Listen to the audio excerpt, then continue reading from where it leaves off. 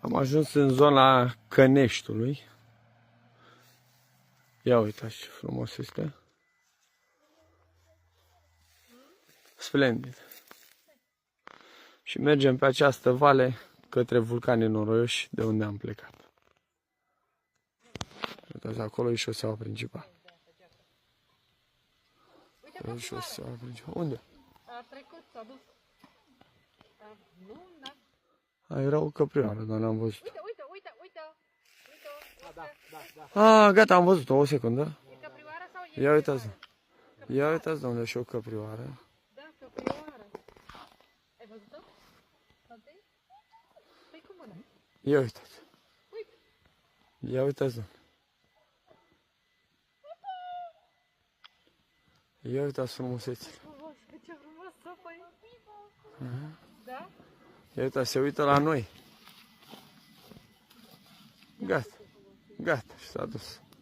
Frumos. Uite, am prins-o în direct, așa. Ați văzut? Cam despre asta este vorba în ținutul Buzăului. Sănătate și v-am pupat.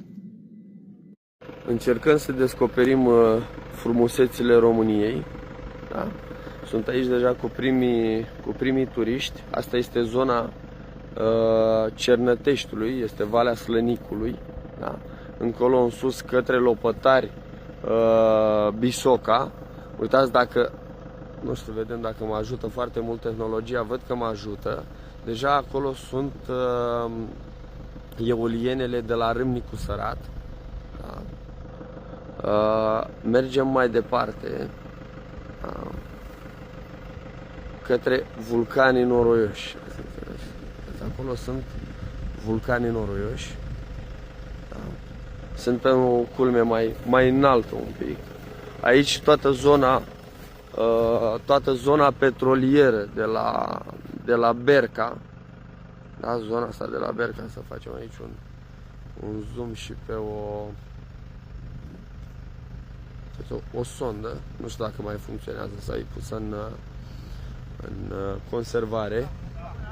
Și uitați, și turiști, deja oameni la alergat.